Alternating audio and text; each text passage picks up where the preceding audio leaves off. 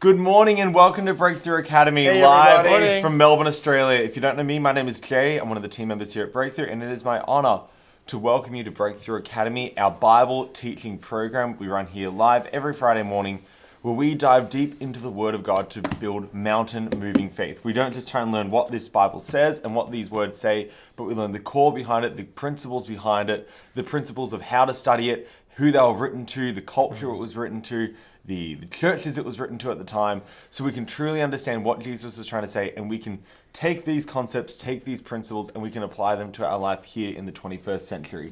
I'm doing that as I do every week with our senior pastor, Pastor Peter Lewis. Hey everybody, and I'm glad to have Josh and Jay here. Absolutely. So good to be here.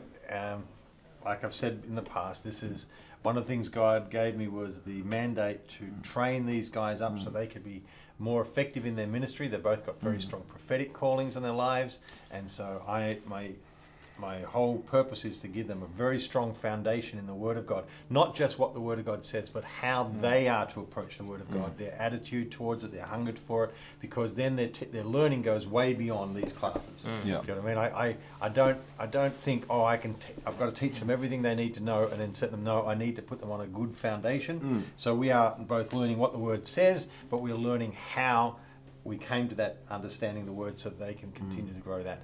So let's jump straight into it because, as I said, I've got lots I want to get focused on, and there's I've got end goals, but we've got to take our time to get there. Yeah. All right. So this is part of my my passion for getting hold of this because I see where it's leading. But before we get there, we've got to lay the foundations. Yeah. Because until you've got hold of these things, the other truths won't have such, they won't make sense. Before we get started, first of all, also welcome. We're joined by Josh. I realised I did the introduction in the wrong order this morning. Good to have you. You with us. I apologize. I realised as I said, I think I've said the names in the wrong order today. That's okay. No, I'm very happy to be here. Good to have. Oh, Josh is here. Josh is here. No, I wasn't ghosting Josh. That was me. So here, and also welcome to everyone who's joining us online this morning. We've got Richard. Pastor Christine from Montana South. We've got Richard joining us from Tokamal. We've got Joe and Shiva joining from just locally from Baronia. We've got Judith joining down in Wadding. It's good. Have your Mickey and Buddy joining with Pastor Christine. Yeah. Let us know if you're joining us where you're joining us from this morning. I'm glad our animals get absolutely. Pets get. I'll never know. Yeah, it's great to see everyone messaging and comments, questions, anything as we go. This is really good. Now, we've been studying Revelation, and this is the key to how my understanding Revelation is to look through the eyes of the seven churches, because it's not written effectively to us now. No. It was written to them, and by understanding what they saw, it gives us a better understanding for today. Obviously, people say, "Oh, but it's all about today, the end times." Yes, but if it was only for the end times, then it wouldn't have been effective for them. And if it wasn't effective for them, why did Jesus particularly say, "This is the instruction for you now, so you can get hold of this"? What they were learning, and as some people have said, well, if it must have been effective for them, then that must have all been current for them. Because I think it's chronological. It's happened, and so the only way you can get benefit from it is if you are a part of its timeline. Whereas no, we're not reading that. This is apocalyptic scriptures. This is looking at things in the heavens, and time in heaven is different. You know what I mean? And that's really. Yeah. But doesn't mean there is no actual events. There is real events, but we just sometimes not sure how those events play out in terms of the order. Some people have taken everything that happened from chapter 4 on as everything must happen. So the seven seals, followed by the seven trumpets, followed by no. You'll find it's a spiral. It's a wheel within a wheel. It's a nested effect. Sometimes you have here, then you go back here, then you go forward. So when you sort of lose that mindset and start to just read it, then you can actually focus on what the message was, which is what are they learning. What was being so impactful to them, and then they suddenly saying, "That's me in that." When we say "that's me," you're not saying, "Oh, I am actually the physical manifestation of that." You say, "No, I'm one with that. I'm connected with that." So when they saw the 144,000, they should have said, "That's us. We're the army of God. We're the called of God. This is us." But people say, "Oh, are you saying you're one of the 144,000?" No, I'm saying the representative spiritual side of that. Yes, I'm connected to. But that's the key thing. So, if you want to hear more about any of that stuff, go back and check the previous weeks. We have a great week talking all about the numbers of Revelation and what they represent. So things like 144,000. Yeah. We say that now we now know that doesn't just mean that physical number. That represents the thousands of vastness, 12 times 12. Yeah. It was governance and representation of those things. Yeah. And also, if you want to hear more about how this book was written, go back, listen to the one about it being an apocalyptic book. It was so helpful. Really good week. If you haven't, stay here, listen to this one, and then once you're done, go back over and check. I think it was week 3 we did that. Apocalyptic writing really will help you so much with your reading of Revelation. Yeah. So you can go back and get those notes, and I'm trying to be careful not to do too much revision. No, but we need to, I understand we have to.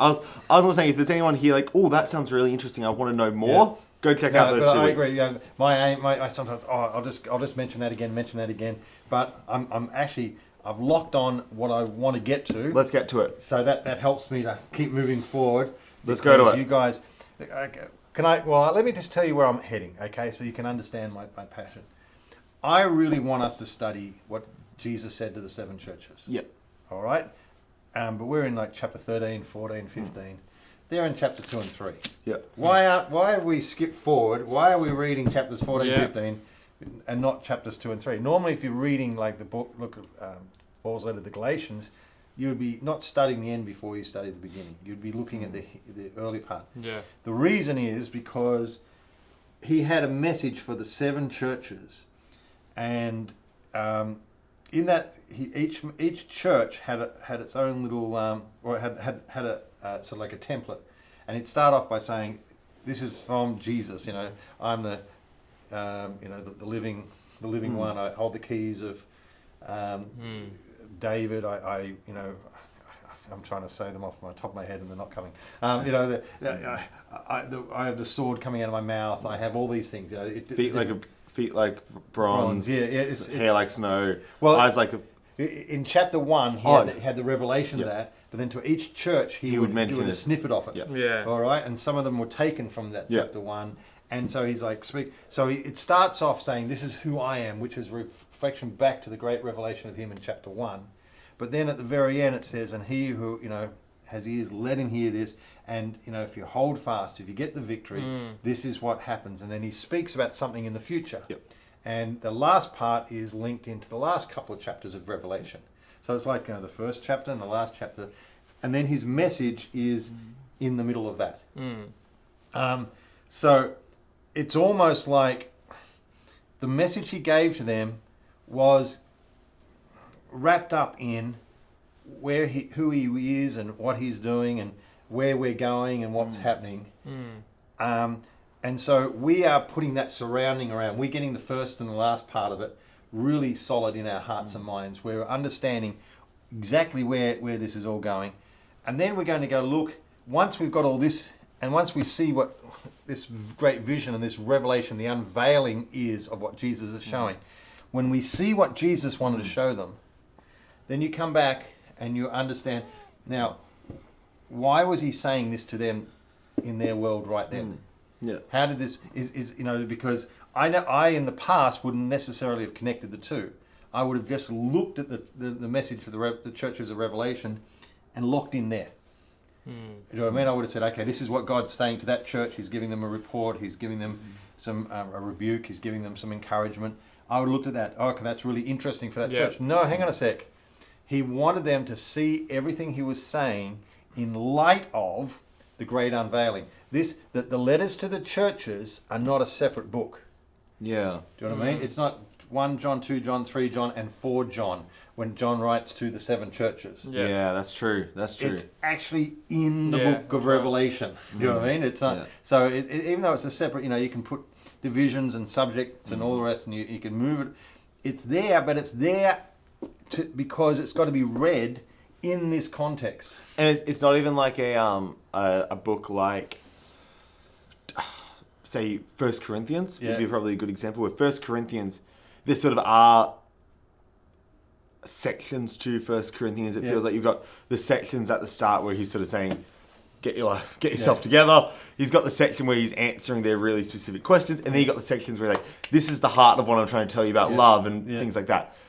But it's like, oh, well, why are those linked together? Well, they'd be linked together because they do have overlapping concepts, but they are also linked together because they were written as one letter to one church, sort of thing. And it's like, no, Revelation hasn't been linked together because it was written to the same one.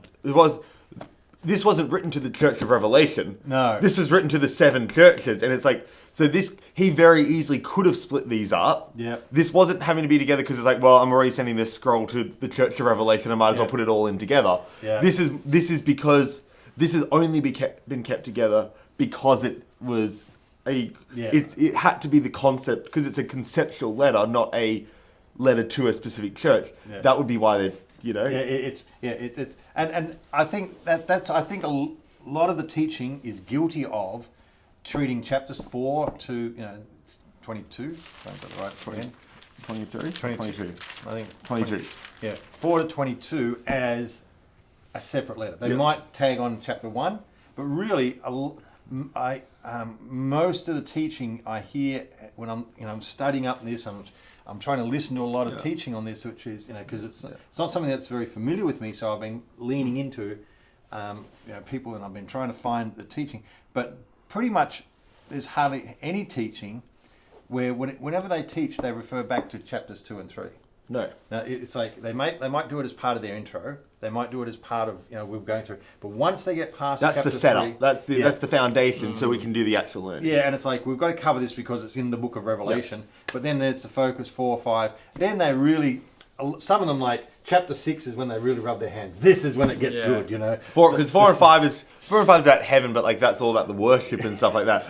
6 is when we get to the dragons. Yeah. 6 is suddenly the seals, and we got lightnings, we got the 4 horsemen, and we got and so we begin. 6 is the chaos. Yeah. This and you can almost sort of say, okay, let's get to 6 because this is where the real stuff happens. And then because you haven't connected it, you're like, okay, you look at this. Now, what does this mean? Yeah. And then you look at this, and it's like, oh, okay, well, what does this mean? Or it's not for us. Yeah. And then you can't make really sense of why is that there. Why is this here? No. So I like that strategy. You get the start, the end, and I love how it ties back into, and because you put it together and it makes sense, and you get the why it's for us. So I want us to be able to read the messages to the 7 churches, but I don't think we can do that until we fully understand what's in Revelation. All right, that's the thing. You know what I mean? We need to look at it through the lens of the revelation they've received. Yeah. Because they received this revelation as part of receiving their individual messages. Yeah. So that would be the idea. The idea was, I'm going to give you these messages, but then I've given you this unveiling of what's going to happen, and now I want you to live out these messages in light of what I've said. Yeah. All right. So but we can't really sort of study those in detail and get the fullness of it until we've studied the second part, because that's the understanding that Jesus was giving. As he was giving them, he was giving it to in the light of what John's going to see. Yeah.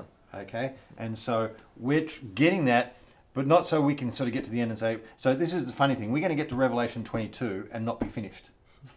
Yeah. All right? We're going to go back. We're going to go back to 2 and 3. This is like the Acts series. Yeah, this is back to chapter 2 and 3, and now say, in light of what we have seen, with the punchiness and the impact of what has been unveiled to us, now look to see what it is that Jesus was saying to the 7 churches. It's sort of the reversal of how we treated the Acts series. Yeah. Well, like, Acts was like, hey, it's like, in order to understand the letter, you have to go back to Acts and see where they'd come from. Yes, true. You know, that, so, like, okay, in order to understand first the letters to Thessalonica, we have to go back and see Paul was only with them for a few months, and they were under heavy persecution, and now it'd been a couple of years, and the church has somehow stayed together. So Paul is and they were a new church. excited. They're a new church has only just started, and after a couple of years of persecution, they've managed to see that through. And Paul is ecstatic about that, and he's thrilled to hear that.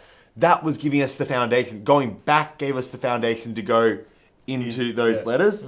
Revelation is the opposite, that you have to go forward into what they were about. You have to go forward into what they were about to hear to fully understand what he was saying for them to do. Yeah, that's a great way of putting it. It's the reversal of it. We're going forward. Who would have thought Revelation would flip things on its head a little Exactly. bit? But it's like that's how you have to see it. The same way we went back to understand the concept, because that was understanding the concept of where the church had come from.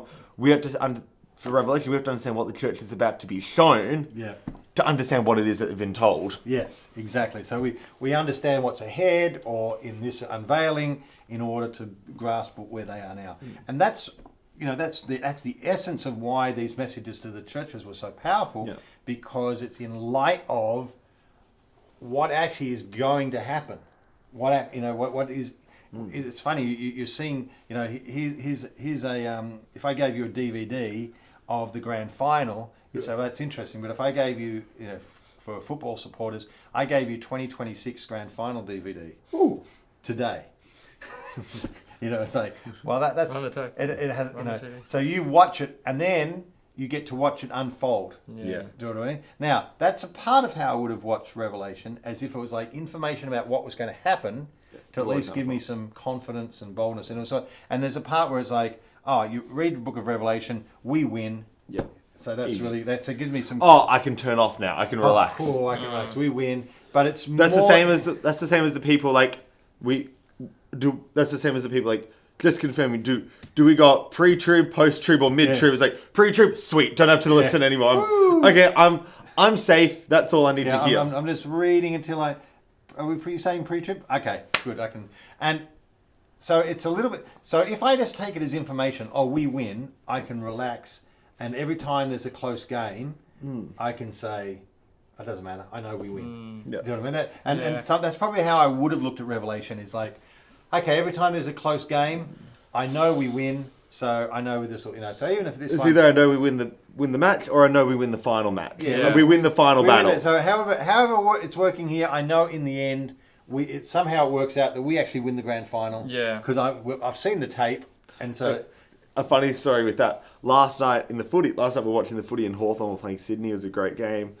And we'd pause it because every night we like to do like our Take 20. We do like our worship set as a family. So we'd pause at half time to do the Take 20, but we'd gone a bit over time during the worship. So which isn't a bad thing, but because that we're about 15 minutes behind in the footy, then we'd have to pause it a couple of times for we were getting food and whatnot. So going into the last quarter, we're about 15 minutes delayed or so, I thought. Or I thought we're about 15 minutes delayed at this point.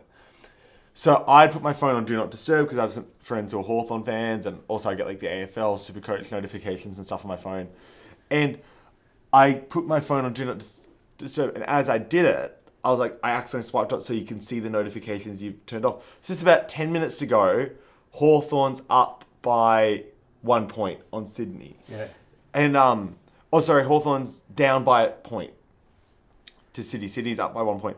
And I get a notification. It's like the close game notification from AFL. It's like Hawthorn, Sydney lead by 1 point with less than 2 minutes to go. So it was like 10 minutes to go. I'm like, oh. So I'm like, okay, do scores stay the same? Do they both kick one goal? What happens here? So I'm watching the game through this filter. Then Hawthorn kick a goal, so they're up by 5. So I'm like, and all the balls down Hawthorn's end, and Dad's there like, Hawthorn's has got a control in this game. And I'm like, little do you know, Sydney obviously get a goal. They're about to take the lead again.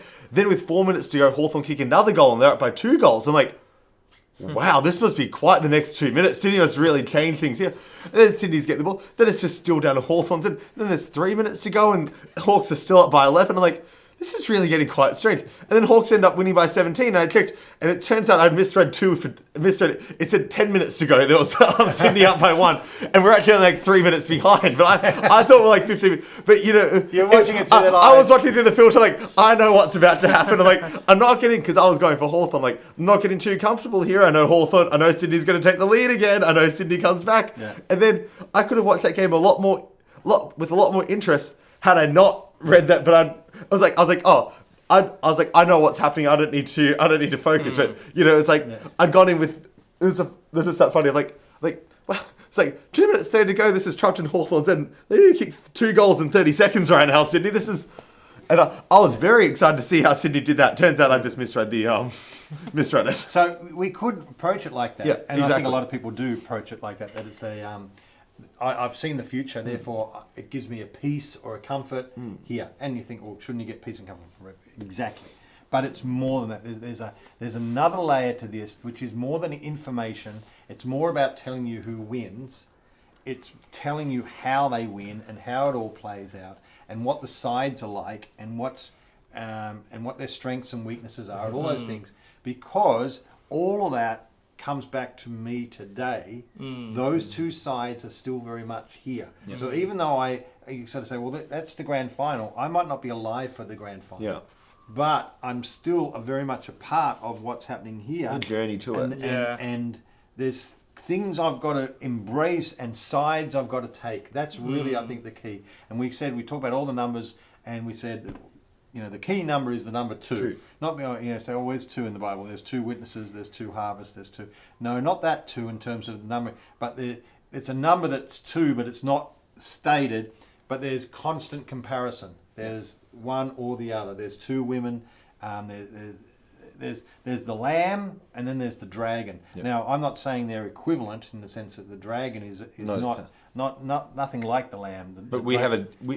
It's a choice. Yeah, but there's 2 sides and they're 2 opponents, and the dragon has the beast on his side, and so. And on our, and we see we've got 144,000 there on this side, and the 2 witnesses are on this side. So it's the 2 sides and where they fit, and that's really important because you've got to choose a side. Yeah. That's really the essence. And people who say, I just want to live life, and I don't want to have to choose a side. Some people are like, I don't want to get involved. Yeah, exactly. I just want to live a simple life. I want to raise my family. I want to go to work. I want to come home. I want some footy on the weekend. Yes, maybe I want to be a Christian, but I really just want. This says there is a cosmic war happening, and there are 2 sides, and you've ultimately got to work out which side you're on. Yeah, either you know you're not. That's why I love at the start of Revelation where it opens with like how he's describing Christ, the Son of Man, and it's like you can read through everything, but actually it's meant to bring you in and draw you in. It's Jesus. That's the choice. He's the one. Because even the churches in the day, I'm guessing that they were. I think you said it in the last times when they were thinking he would come back in their time. And so if you read this book, whether it's the very start or you're reading, the cosmic battle that's going on, but actually if I read it in a way that I want to not just choose Jesus, but I want to get close to Jesus. And that can, I reckon, position you to actually better get what they want, that it's for you here right now today. Yeah, exactly. It's something. It's like really if I talk about the grand final, I've got 2 teams, and they're just 2 teams. You've got to choose a team. But this is different. The 2 sides are very different. I think that's what Revelation is showing. They're different in essence. They're different in their how they've come to be, and they're different in their power. They're different in their aims, and they're very different in what happens in the end. Do you know what I mean? In a grand final, one team wins, one team loses, but they both stand on the end of the game. One shakes a hand, one gets a medal, one gets a pat in the back. Yep. But really, there's still people just standing there. Yeah, the same team. And next year it could be the other way. You know what I mean? But Revelation's more than that. It's more than we actually won. There's something about this is what's the essence. I'm learning about the cosmic battle, about who the players are and what their motivation is and what their desires are. And I'm also learning about what heaven's desire, because you sort of say, well, I'll learn about the dragon, don't want that. But you also learn, and we sort of joked about it last week. We had Revelation 4 and 5, and they go up to heaven, and he sees the worship. Every now and again, you're doing this. Praise break. And then now, we can take it as 2 things, like everybody pause, let's have some praise. I'm trying to say, no, it's a little bit like 2 things are happening at the same time. we're watching down here and say, what's happening up in heaven at the moment? Look up, oh, worship. Let's have a look back down here. What's happening up in heaven? Every time they go over, it's like you've got two channels, and you're watching this channel, and we switch over. What are they doing on the other channel? And then they go back to here. What are they doing? So it's happening, but in heaven, it's worship, it's ministry, it's the presence and glory of God. It's so different to the what the other one's got. So let's just jump into it because we said last week we got to chapter 13, I think. Because I feel like just with what you said there, it's like if Revelation was just about telling us we won. Yeah. Don't take this wrong. It's like Revelation would kind of be unnecessary because it's like if you were to tell me, it's like, there's a huge battle. Like in the end, the devil's going to kick up a fuss. Yeah. Yep, doesn't make sense. God's going to win. Also makes sense. So like, I could get that from Revelation, or I could get that from anywhere in the Bible. Yeah. You look at any part of the Bible, and what happens? The devil kicks up a fuss, and God wins. Like that. Yeah. That's sort of the story all the way through. I didn't need Revelation to confirm that for me. Like you look at Philippians, every knee will bow, every tongue will confess. It's pretty clear. Christ is on the throne at the end. It's pretty clear what the final setting is. So there must be more to it than just confirming this final score. It's not about that because I could have done that without Revelation. Yeah, you could. Maybe you could have done it in one chapter. It could have been one chapter. I could have been done without a letter. Like it's like there's more to this than just telling us that because I knew that. And there's and it's sort of like it spends a lot of time talking about these great upheavals in the earth and things like that. It's like, and that's why, and it scares people. Yeah. People read the book of Revelation and get scared. And so then they're saying, then they want a preacher to come along and say, hey, don't worry, we're out of there. Totally. Oh, thank God, because it's pretty scary stuff. I see the hailstones, 100 pounds hailstones. I see the water's been turned into blood. I see locusts coming and putting plagues, and I do not want to be there. And it's like there's a part of it. So why are we subjected to chapter after chapter where it does actually say that? Yeah. I appreciate the worship part, but why do we have to watch the other channel? Why can't we just watch our channel? Why do I have to go on? Why do you keep switching back from worship channel to this? This is like I don't want to watch this. I don't want to watch this. And it's like that's okay. We're not going to experience it. Whew.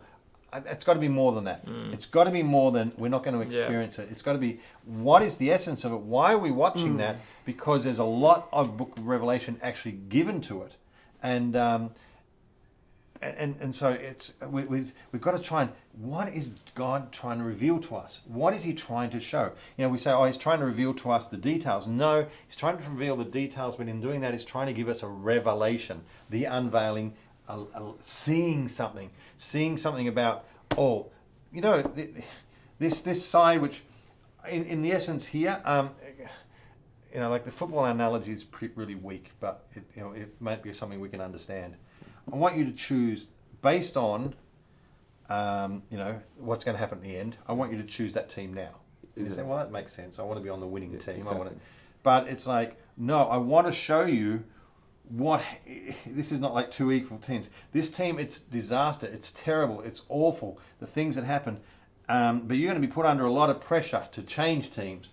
I'm telling you now, choose now. You've got to choose now. You've got to line up because there's a judgment that is coming on that choice. Do you know what I mean? Yeah. And if you make no choice, you slide into that choice. Yeah. And if you just think that you can live, I'll live in the middle. There's a great book by one of my favorite authors, Frank Peretti, called The Oath. Yes. And it's where it's really clever. I don't want to spoil it too much for anyone. Go and read it because it's actually a very clever book taken from a scripture in the book of Genesis of all things, which I didn't recognize until at the very end. How clever was that? But bottom line is they summons a dragon to in an occult sort of thing, and so they can control it to do their will. But in the end, the dragon eats them all. Do you know what I mean? They make a dragon to be their servant, but the dragon eats them. But there's one guy. So the dragon lives up in the mountains, and there's a town there trying to control the dragon. And the dragon's back just gradually getting bigger and bigger and uncontrollable. there's a guy who lives up in the mountains, and he knows about the dragon, and he's seen it occasionally, and he's got found one of its scales, and he lives there. But he's like, it never bothers me because I never bother it. All right, it never bothers me. Yeah, we're good. It never bothers me because I leave it alone. It leaves me alone. Yeah. And in the end of the book, he gets eaten. Yeah, that's good. Dragon didn't care. It's like he thought he could just not choose a side, and guess what? The dragon's like, you're actually on my side without knowing it. You've made a choice. You think you're neutral. You think you're Switzerland in the middle of it all, and you're not getting a part of it. And I think that's I think the essence of this. There is no neutral. Yeah. And if you're not careful, I want to show you, not in a fear way, like, oh, I am scared, but I want you to get the essence of the two. I want you to see the two choices that are being made, what they're at their essence, and realize which one you're buying into, which one are you embracing, because otherwise, I think this is what. And you go back to the book of Revelation, to the 7 churches, can be a little bit like. I know I've chosen here, but I can fiddle with that. Do you know what I mean? I can, we can mess around with the other side a little bit. It's okay as long as I'm on this side. As long as I'm on this side, and to some people, as long as I go, as long as I get out of here. And it's like, and some people say, and the way they make you, some people make you come over this to make it fearful. Like, well, you don't want to be doing something that would, and there's people fearful. I don't want to be in it. What if Jesus comes back and I'm watching a movie? Will I not go? And I guarantee you there are people that have had that fear, that if they are doing something that they shouldn't be doing, and Jesus comes in the rapture, they're going to miss the rapture. And so they're scared. They are living scared of missing the rapture. So they are making sure they live right out of fear of the rapture. That's not the essence of this. No. It's about, hey, I don't want to be on that side, because when it shows me what that side's really like, I don't want to be part of that. And when I get to see what this side, God's side, is really like, I do want that. Do you know what I mean? So that's so. Let's jump into chapter 12. I might skip through this a little bit because I preached this on Sunday. Yeah. The great Christmas story from Revelation, and so you can actually go back and watch our Sunday service at Breakthrough. What's the date today? The 20th. What's the 19th or 20th? 20th day. 20th. So 19th, 18th, 17th, Sunday 15th. Yep. Sunday 15th? Yes. Yes. Sunday. So if you go back, find Sunday the 15th of March. It's called a Christmas sermon in March. If you're looking for it on YouTube. Christmas sermon in March. And this is Revelation 12. And so I preach it. So rather than me try and recreate that, I'm going to do it here because we've got a lot more we want to move on to. But here we now introduce to the characters. What we're trying to do is learn about the sides, learn about the main characters, what they all look like, and we introduce into 2 people here. First of all, we introduce into the woman. A woman clothed the sun and woman under her feet. I've said, and as I shared, this woman represents the people of God from who God is moving on the earth. So it represents, from he was looking for Abraham, that he could make a people. From Abraham he could have a people, and from that people he could have a Messiah, and from that Messiah he could then do his work in the earth. But he's looking for a people that could bring forth that Messiah. And so this woman, I think, is that people.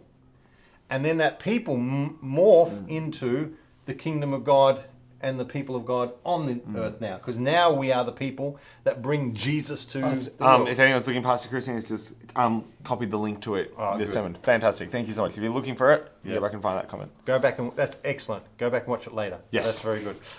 And but that is, I appreciate you doing that. And so this is us now. Do you know what I mean? Now we are the people that God works in the earth. All right. So I see us as the woman. And then there's and in verse 3. So the red dragon in verse 3. Yeah, I should probably call it up now. So do you want me to do it on there? Oh, there we go. No, let me do it because I'll jump around a little bit. Yep. So verse 3, and another sign appeared in heaven, behold, a great red dragon. So you've got one sign, the woman. Another side, the dragon. Now which side are we on? Who are we on? Do you know what I mean? And then she gives birth to a son, and he's got this dragon. He's got 1/3 of the stars or the angels with him, and he hates them. And this is, you can go and listen to the sermon. He hates the woman. He can't get to this child, so he goes after the woman.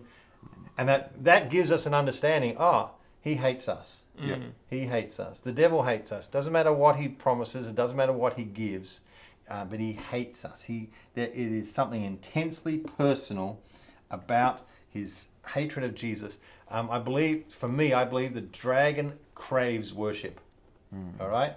I believe the dragon craves worship. And he wanted to be worshipped. He was not content in worshiping God. He thought, why can't I also get worship? And the creation isn't to be worshipped. It's just wrong. Do you know what I mean? And there's a sense where they said that some people believe that Lucifer, as his name was like the worship leader, and he was in charge of the worship. And he said, rather than the worship going here, how about you all channel it to me? And so there's a thought that the 1/3 of the angels were the ones that were designed for him to lead, and they followed him, and they were taken with him, and they made Lucifer their worship. But if worship, that's not, how can I say this? It's a very empty thing to receive praise that isn't deserved. It's unsatisfying. Do you know what I mean? You get a trophy, but you know you cheated to get it. It's everyone else thinks, oh, how wonderful, and they're like, yeah. So the devil craves adulation, and who gets all the adulation? The Lamb upon the throne, the King of all kings, and so he hates Jesus. Yeah. All right, and then the people that God created is worshiping God, so he's like, I want to kill them, I want to get them, and so he wants to do two things. First of all, if it possible, he wants to corrupt them so they will worship him. Yeah. That's his aim, because that will both feed his ego, but also hurt God. Do you know what I mean? I've taken your people that you created, and I've made them worship me. Taking your rightful places as their worship, you know? Yeah. Do you remember when Jesus was being tempted in the great temptations? The temptation, the devil says, listen, I'll give you everything. Just worship me. Just worship me. Just worship me. Yeah. Yeah, that's the crux. Just worship me. And what did Jesus say? Luke 4. Yeah, Luke 4. He said, you shall worship the Lord your God and serve him only. That's the... Yeah. Worship the Lord your God, serve him only. That's the core. All right? So the devil is... he's mad, and he can't get to the woman. She keeps getting protected. Can't get to her. It just annoys him. And it says, where does it say? It had great,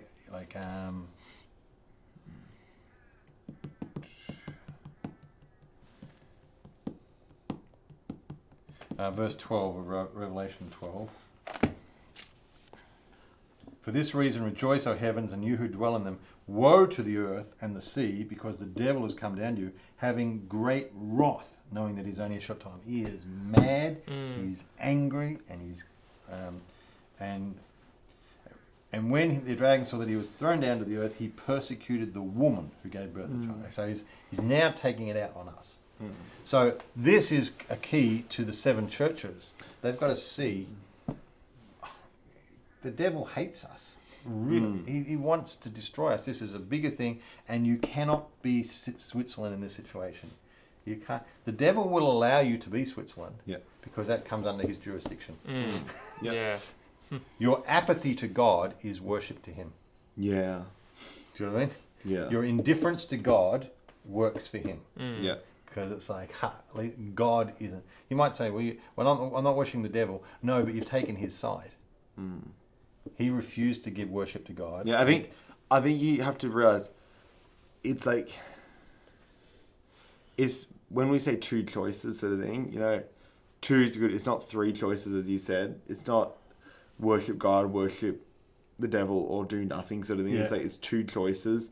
And you have to also realize, like, we were created to worship God. Like that, we were created with the intention of worshiping God. Like that was our original intent. Was we were created. Like you look at Adam and Eve, you designed to be in fellowship with Him. You look at Revelation, you look at Genesis, you look at anything that describes heaven, and it talks about that. And it's like, so like, choosing to worship God isn't choosing to do something different to the norm. It's choosing to return to how we were created. Like we are created to worship something. We are created to live in that exalting of something. And it's like, so when we choose not to worship God, it's not choosing, that's not saying I won't make a choice. It's saying I'm choosing not to do what I'm supposed to do. You know, it's like we are designed to do that. So it's not staying neutral. It's actually choosing against. It goes back to the choice that Eve made in the garden, where she says, God says, this is what I've said and this is good. And she says, no, I've looked at this and I say, this is good. I say it's good for me just to do what I'm doing. Yeah, exactly. And by doing that, I've made my own good. Exactly. Whereas God says, oh, it's good to worship me. It's good to minister to me. It's good to be mine. Now, the book of Revelation, the whole thing is designed to say that good choice is actually really good. Not just because you win, but look at what you connect with. Look at what happens. And you say, oh, but some of the good things involve being persecuted and being harassed by the enemy. Look beyond that to see who you're connected with and what's happening. Can I just throw in as well quickly? Yeah. I think one thing is, like, it can be really tough, like, saying something like, oh, worship, like, it's like, okay, I'm not out here, like, you're like, okay, well, I'm not out here, like, you know, worshiping the devil or anything like that, you know, and it's like, oh, what are you talking about there? It's like, I'm not a Satanist or something like that. It's like, well, it's like, what does it say in verse 12? Therefore rejoice, O heavens, and you who dwell in them. Yeah.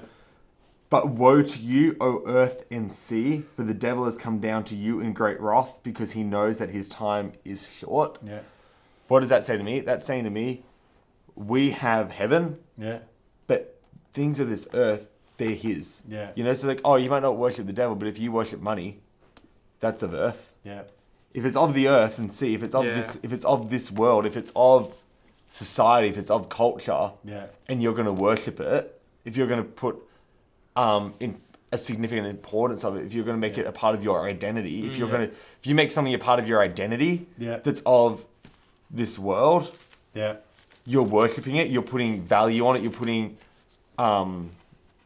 you're putting significance and importance, and you're putting your trust in you're putting trust in it, you're putting admiration into it, something like that. If you're putting your admiration in money, if you're putting your admiration in free time, if you're putting your admiration in in popularity, if you're putting your admiration in enjoyment or partying or drinking or sex or something like that, you're worshipping the things that he owns, and you're valuing, or you're putting too much value on something that is his. Yeah. Because if it's from here, what you're connecting with is connected to him. Yeah. If it's from here, as it says, he has the earth and the sea. If it's of this place, and even like, oh, I'm not doing anything bad. It's not. It's not. People. A lot of people would agree. Money can be evil. People can agree. Alcoholism or getting just stupidly drunk can be like, oh yeah, I don't do that. But like, okay, if you put too much value on, your work and stuff, it's like, hey, work is good. Look at Proverbs. Hard work is a really good thing. Yes. The Bible agrees with it. But if you put too much value on your career, or I love Mark often talks about, our youth leader, he often talks really openly about this, and I think it's so good and so powerful to start for changing that mindset of what are things you shouldn't value, is he said as a teen, he loved surfing. Yeah. And surfing, there's not an issue with surfing, but he said he got to the point where it was like, if Sunday morning had really good waves, I'm going there instead of going to church. And that's when the mornings instead of Saturday mornings, and I was going to have to miss church to keep playing, suddenly it was a decision to make, which one am I actually going to value. And it's like, so I think that can be really good when we're reading this, to shift our to shift our mentality and shift our perspective from looking at this as, I'm not into Satanism, and I'm not out here, I'm not out here setting up candles, and I'm not out here, I'm not bad. I'm not joining cults or something like that. No, that's not what it's talking. And I go to church. That's not what I'm talking about. I'm talking about when you start putting your trust and your value and your identity and things like that into things that he owns because they're of this world. And it's like, I'm going to prioritize money over, the house of God. I'm going to prioritize money over, I'm going to prioritize money over tithing. I'm going to prioritize time with family over seeking first the kingdom of God. I'm going to prioritize my being with my friends over trying to see them get to church and things like that. That's when this worship starts to happen. And that's what I think the book of Revelation does. Yep. It pushes you into that realm where you suddenly see what you're doing here through the lens of what it's really connected to. It pulls back the veil. Yep. Yeah. It unveils. Exactly. You know that stuff you're dabbling with? Yeah. Look what it's, it's sort of a funny example. I'm friends with a hand puppet. Yeah. And we get on well. Yeah. But actually, I'm not friends with the hand puppet. I'm friends with the puppeteer. Yeah, exactly. Do you know what I mean? And suddenly, if they pull back that curtain and I see who the puppeteer is, I'm like, what are you doing here? I don't want to be with you. I just want the puppet. No. The puppet is just an extension of here. And if you connect with that, you're connecting with here. And so this is an unveiling to show what's behind it. There's thinking towards. Can you think, anyone out there? What church was the Swiss church? The Church of Switzerland. I forget which one is the lukewarm though. Yeah, Laodicea. Yeah. They thought they could live. That they're living, and he goes, I don't. And so so these issues, these are that's But without the understanding here, we don't fully understand why Jesus is saying. So let's keep moving here, because this is exactly right. We're starting to understand who he is and what he is. So we're understanding what's happening in the earth, and this great. The great turmoil and everything, and the judgments and everything like that. But even in the judgments, realize the judgments are coming on the devil, but not just the devil, on the earth that has embraced him. Everything that's embraced him gets his judgments. And so it's like, do I want to be part of that? And so chapter 13. Let's go. And he stood on the sand of the seashore, and I saw a beast coming out of the sea, having 10 horns and 7 heads, and on his head. So this is now the beast. All right, we've had the dragon. Yep. Now the beast, and we got the 10. We've got the horns, authority and strength, and 10 diadems. It talks about kingly rule, blasphemous names. It comes up often. Blasphemous names, speaking vulgar things against God and things like that. It's. Lee said Collingwood doesn't count. Yeah. For a man who barracks for the Titans, he's not in a position of strength. Exactly. Let's just remember that, Lee. We know who you barrack for. And the beast which I saw was like a leopard, and his feet were like those of a bear, and his mouth like the mouth of a lion. And the dragon gave him his power and his throne and great authority. You can go back to the book of Daniel, where he had revelation, and it was the same sort of animals and things like that. So it's the dragon gave him his power and his throne and great authority. Okay, the beast is empowered by the dragon. All right, that's the key. The beast is the dragon's man, and he has imparted on him authority. Jesus has given us authority. Yep. We have the authority. All authority in heaven and earth is given to Jesus. But there is an authority still that is operating in the devil's world. Now, it's not the same level of authority. Do you know what I mean? But it's an authority that the devil has to, and so we've got to be aware of this. The earth is still, like, going back to what we learned last year when we did the series on Genesis. the earth is still cursed, and the earth is still under the curse of, what happened when Adam and Eve sinned, and they let sin and they let the devil into this world. That's still operating. That decision still has an impact. If you hold fast in your rebellion, you put yourself under the devil's authority. Exactly. Jesus has won the victory, and our message is a message of reconciliation, which means we are telling people, this is 2 Corinthians, our message is as ambassadors of reconciliation, which means that the wrath has been satisfied, the authority over you has been broken, but you need to believe and receive it. All right, so you need to receive what Jesus has done, embrace him, so then you now are made at peace with God. But if you stay in your rebellion through your unbelief, then you stay under the old authority. Yeah, you stay under the devil. Jesus went about doing good and healing all who are under the tyranny of the devil. The devil is still a ruler. He's just a bad ruler, but he's a ruler. Yeah. Okay, and the people in sickness and everything. So the beast is empowered by the dragon. Okay, so there's two authority structures. Yeah. Which one do you want to be under? There's two power levels, but whose power do you want to be rested? So these are the things. Verse 3, and I saw one of his heads as if it had been slain, and his fatal wound was healed, and the whole earth was amazed and followed after the beast. Something happens. It looks like he's killed. Oh no, he's not killed. He's alive, and the world goes, wow. So this. We've always got to be careful about leaning into something that's in apocalyptic teaching and saying, well, this is literal. Yeah. I would always go the other way.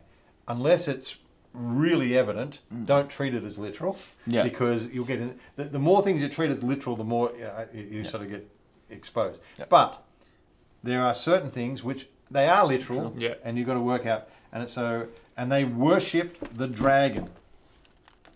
That's his iron. Because he gave his authority to the beast. Do you have highlighters? I left mine in my other bag. Thank you.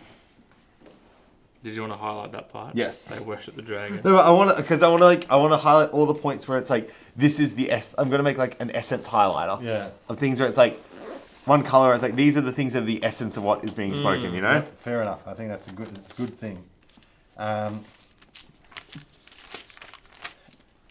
Who is like the beast? Who is able to wage war with him? In other words, they're saying the beast is amazing. No one is as powerful as the beast. Well, now we know. Now you read this through the book of Revelation, and they say people are saying he's the most powerful. Yeah. And but then you've seen the book of Revelation. He goes, no, he's not. No, he's not. But the people you live with, they'll be saying, yes, he is. Yes, he is. Yeah. All right? And it might look like to you from this point of view, oh, he is very powerful. Yep. But you've got to see the unveiling in order to do that. And there was given them a mouth speaking arrogant words and blasphemies. Remember that said, an authority to act for 42 months was given to him. Again, anytime you see 42, 3.5, it means not the full amount. Mm-hmm. It's limited. Evil allowed for a time. Yeah, it's limited. Not complete. Yeah, it's a limited. Half is sort of doesn't really. It's more like a week. Well, it's how can I put it in the words? It's not a number. It's an essence. Yeah. 7, it's complete. Nah. Yeah. You're not good enough. Do you know what I mean? Yeah. This is not real. You know, this is a fake. This is a imitation. This is only half. It doesn't. It's not. I can have half strength cordial and it's still okay. This is 3.5 says, but it's not complete. It's not the end. Yeah. There's but 7. That's God's number, and he rested. He rested. He didn't say, okay, I'll have to do some more next week. No, he says rested. So that's sort of, whenever you see 3.5, it's like, yeah, you're not as good. You're not, so when they persecuted the 2 witnesses for 3.5, it's like, yes, they were persecuted, but not forever. Not forever. Yeah. That's good. And he opened his mouth, blasphemies, this is verse 6, in his name and in his, against God to blaspheme his name and his tabernacle, that is those who dwell in heaven. it's against God and his people, the heaven dwellers. I'm not sure that's against people in heaven, but who aren't also on earth. It's like the heaven people is dealing with it. Heaven on earth. Yeah, he's dealing with them. And it was given to him to make war with the saints. See, like he's making war with them, but they dwell in heaven. Yeah. So I'm not. How does that work? And I think we're the heaven people, but he will make war with the saints, and to overcome them, and authority over every tribe and people and tongue and nation was given to him. He's been given. There's people still under his tribe. You know, when I looked at this, like, oh, he's got people from every tribe. Yeah. Jesus has been given authority in heaven and earth, above all. Yeah. Right. You know, Psalm 2, he's been given that.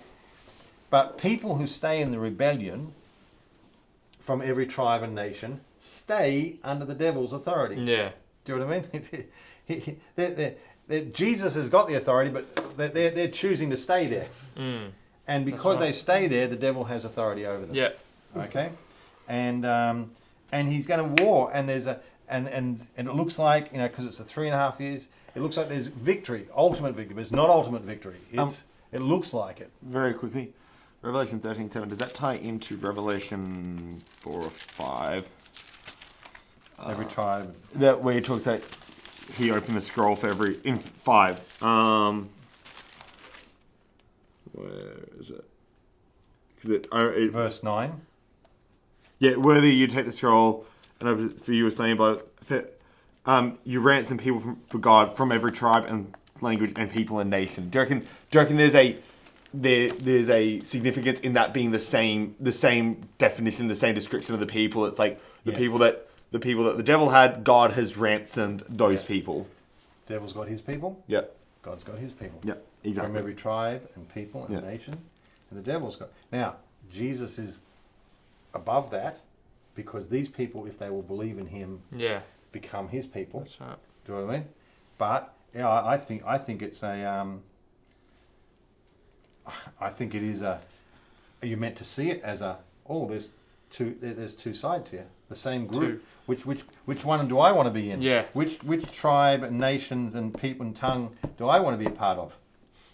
And all who dwell on the earth will worship him. Now, when it says all who dwell on the earth, it's not all in sense. Okay, it makes clear that it's all those under the devil's sway. We're all on the earth in terms of all sitting in the devil's kingdom and his reigning of the earth and sea that we were talking about. So it's like you can be on the earth but not of the earth. Yeah. Oh, it almost sounds like what Jesus said, isn't it? Yeah, you can be in the world but not of the world. So these are people. Everyone on the earth are those who are connected to the earthly system. Yeah. But as we said, the tabernacle, which is the people in heaven, but then the devil was doing war with them. It's like, okay, we are on the earth, but we're no longer classified as on the earth. Yeah. I've got a different label on me. My tribe and my tongue and my people. I'm of this one. All right. If anyone has an ear, let him hear. Now, again, this is like pay attention. Yep. This is the only time it's spoken here, except for every time the churches were spoken to. It said to them, he who has an ear, let him hear. He who has an ear, let him hear. Yep. 7 times to them, and then here, it's like, make sure you're still listening here. All right. If anyone is destined, this is quite a scripture in terms of trying to get my head around it. If anyone is destined for captivity, to captivity he goes. If anyone kills with the sword he must be killed. Here is the perseverance and the faith of the saints. This is not an easily translated verse because a couple of things.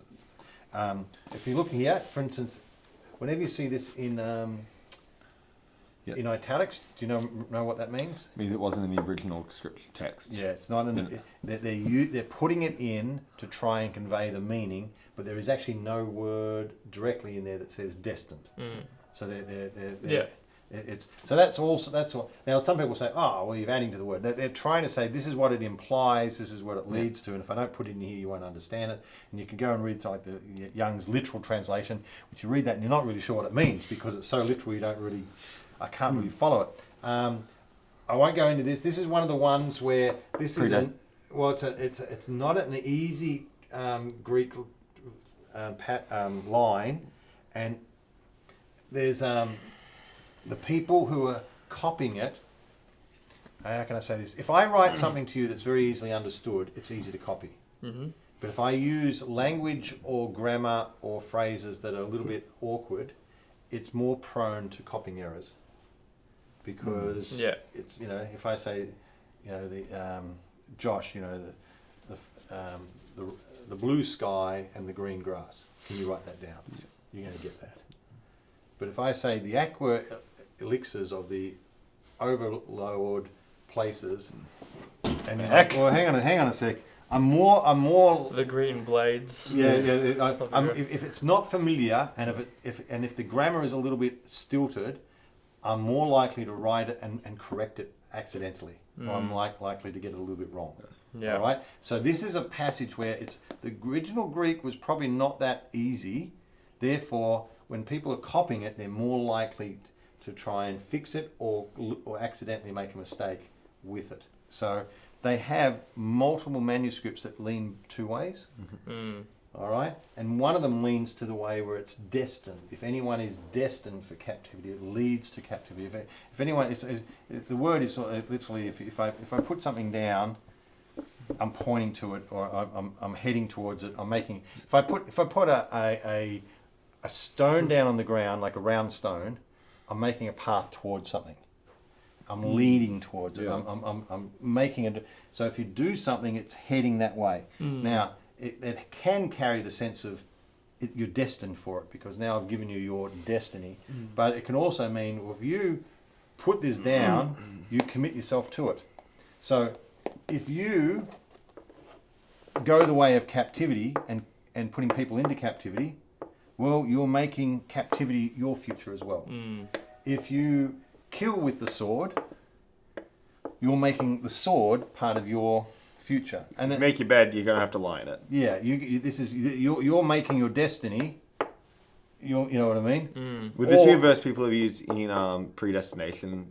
It can sort of follow, and I'm not against it totally in the sense of Revelation has that sense of, hey, through many, Paul said in Acts, through many trials and tribulations, testings, we will enter the kingdom of God. Yeah. And there's that sense where it says, hey, captivity and the sword are what's ahead of this thing. But whether it carries the element of, and you can't change it, it's in your destiny. Destiny sounds like God's really judge. And yes, you're right. People can use that as one of the, hey, God, it's destined.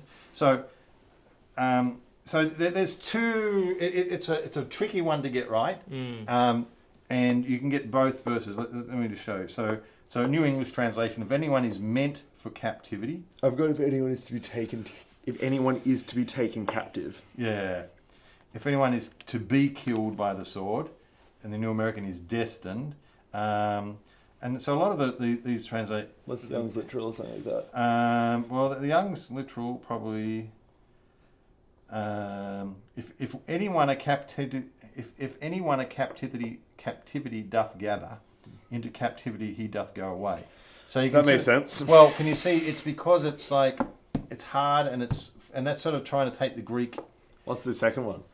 If anyone gathers captivity, into captivity he goes. No, if anyone, I'm sorry, no, if you go up. If anyone by sword doth kill, it behoveth him by sword to be killed. Here is the endurance and the faith of the saints. Yeah. Sure. Now, so we'll go with that. The literal is this is Young's literal, which is over 100 years old. So the literal translation is a more modern literal. If you can say, if anyone gathers captivity, into captivity he goes. If anyone will kill by a sword he must be killed. So they're actually leaning to the side of if you make this your bed, you'll lean to it. I think the Message Bible does that. They've made their bed, now they must lie in it. I had no idea that was what the Message said when I. But then it says anyone marked for prison goes straight to prison. So he's sort of done both. And if but it's like, but if you've made prison your future, you've got to go to prison. Anyone pulling a sword goes down by the sword. So now it's swinging to the other one. If you use the sword, you'll end up Yeah, one's talking about like marked in terms of something that's out of your control. One's talking about something that's in your control. Yeah, I think that's the thing. That's the key. Are we talking about this as if it's out of our control or in our control? Yeah. Passion Translation, the one who leads others into captivity.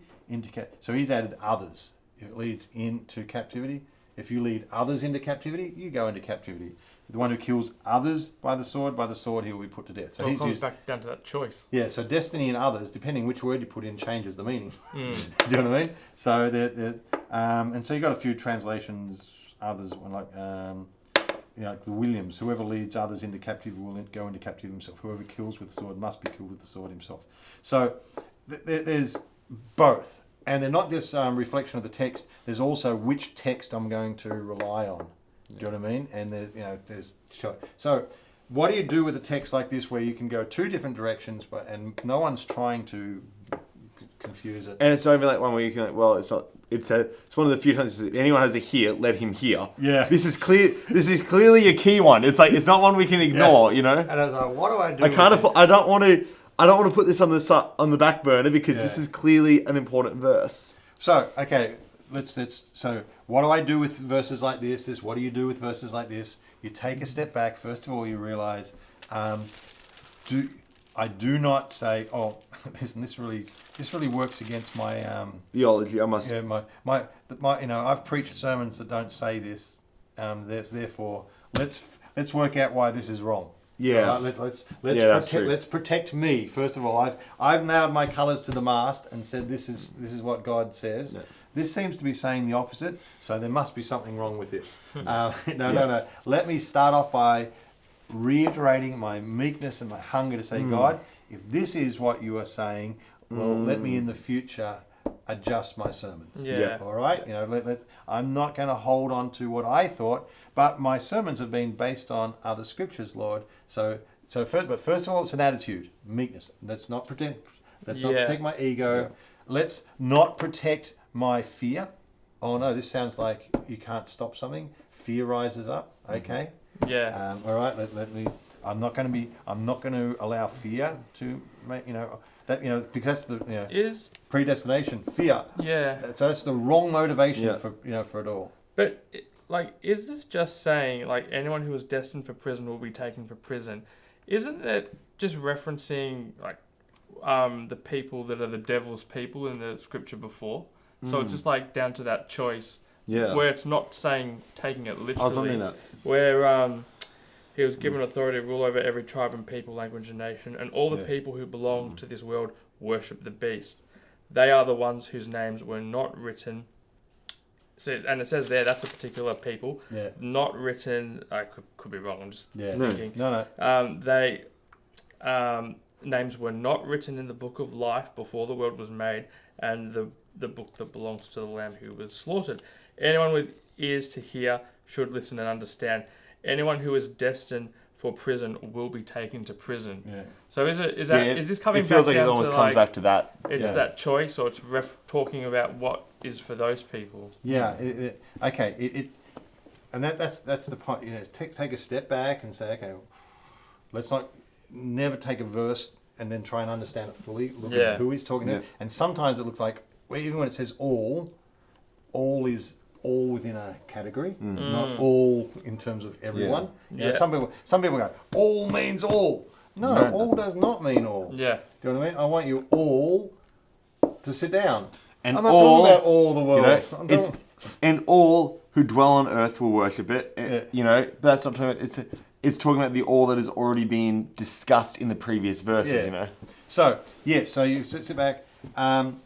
I think the thing that kicks against, especially, that you sort of say, this has been a problem with the church. They've been very passive. There's like, okay, persecution is our future. We just accept it. I get sick. All right. That's part of whatever. That's part of this life in the world. Yeah. That's part of my testing. I fell off my bike and broke my leg. That's God obviously just destined me for it. So the word destiny in this verse is a very strong word, which means it was God's plan and God wanted, and you can't change it. It was fate. It's fate. It had to happen. You were always going to break your leg because God destined it. And so to some people that is their philosophy of earth. And that's why when I first read Jesus' prayer that he taught for the church, he said, "Pray this: Your will be done here on earth as it is in heaven." I'm like, hang on a sec. That implies that his will is not done on earth. And I'm like, hey, whoa. That goes against God's will is done on earth. We've got to pray that. But now, how come we've got to pray for it to be, And then you get the scriptures like, he desires all men to be saved. That's his will, but all men are not saved. So, okay, there's what God desires and his will, which is not being done. And it's like, but isn't God sovereign? Isn't God overall? So that's a big lot of questions that be able to handle and take is the fact that God is in control, but there are certain things happening that are not in his control, but not because it's out of control, but because people make choices and do things that bring the devil in, and you bring yourself under the devil's place. I think it comes back to, it's like God's desire. You're saying, I remember we talked about this last year. We did it at an academy where you got me to ask you questions. I remember we did. And I asked you the question, I said, how could, I think I talked about how could a loving God send people to hell? Because I think it's such an important, and that brought us into this whole free will conversation. And I remember you tied up really well, and it comes back to what you said about the devil. Worship that is not deserved is unfulfilling. Okay? Yeah. I remember you said that. And you said, God designed us not just to be robots and puppets that worshipped him under his control, but he designed us with a free will but in a way that we would choose to worship him. Because when we choose to worship him, it has so much more authority and impact and power than if we would just be in control. There's no point to it if we're not actually choosing to worship him, But by giving us that free will and giving us that authority to make that choice, we also have the authority to choose not to worship him as well. And it's like, it comes back to, we have that, we do have that authority to make that choice in our own life. Are we going to worship God or are we not? Two sides. We've got that choice. And a scripture that seems to take away choice as part of that. It doesn't matter which way I choose. If God says you're going to prison, you're going to prison. Yeah, exactly. If God says you're going to go, you go.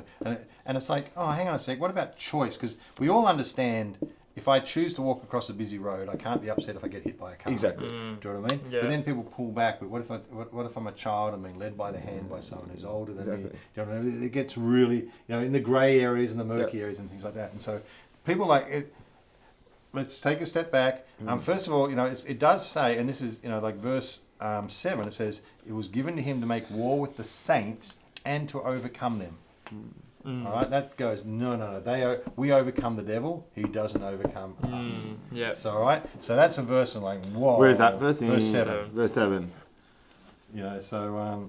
And to conquer them, And that's the Nikeo. It's the Greeks there. It's supported. That's not a controversial sort of Greek one. Whereas the verse 10, the actual Greek text behind it is murky, because you've got different manuscripts, slightly different, and they're given slightly different meaning. So it does sort of. There is the indication, like, hey, you've got to also see this in what we spoke about last week, about how we are in a conflict, regardless. If you follow Jesus, you're a part of that conflict. If you're not in that conflict, it's because you're maybe going with the flow. Yeah. And you don't know the currents there because you're not trying to swim against it. Yeah. All right. There is that. Paul said, all who desire to live godly lives will face pressing and a squeezing. But what happens in that squeezing? That's what the whole point is. To say, don't get too caught up in this, because when you look at what the devil's doing and this is happening, you know what? Ultimately, no, he does not win.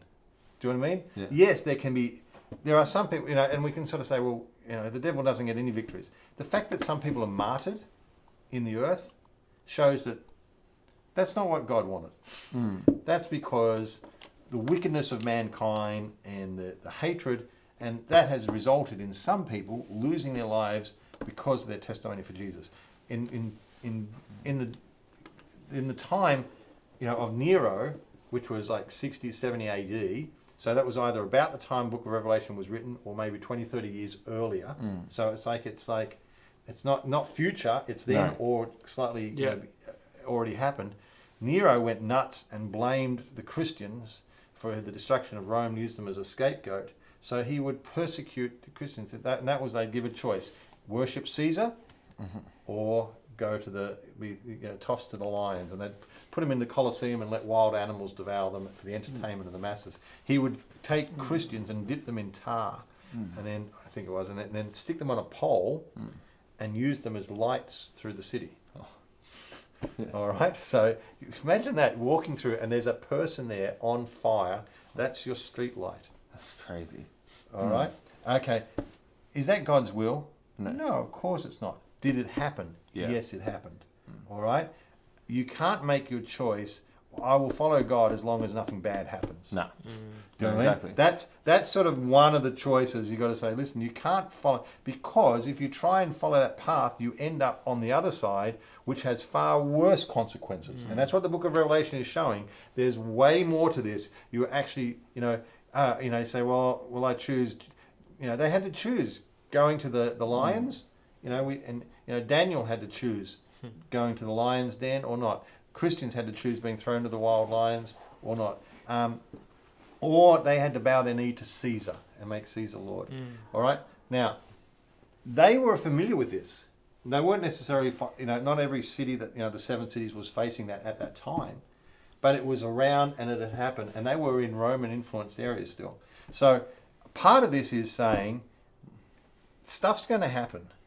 But the ultimate picture is, it doesn't have to, destiny, I think, is probably the wrong word. As soon as you put destiny in, you sort of, God wants you to do it. It's like, there's pressure. It is part of what it is. But if you go to that way, if you choose to get in that side, you get the consequences too. Captivity ends in captivity. Using the sword ends in being the sword. There's part of it that says, if you choose that path, you will get the consequences.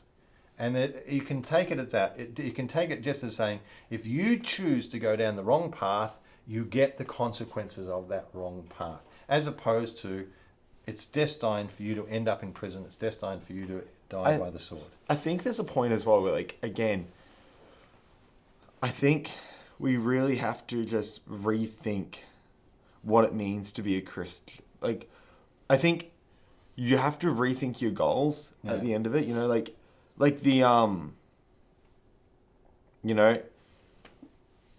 The using that grand final analogy, we're looking at this to see the future, who wins. Yeah.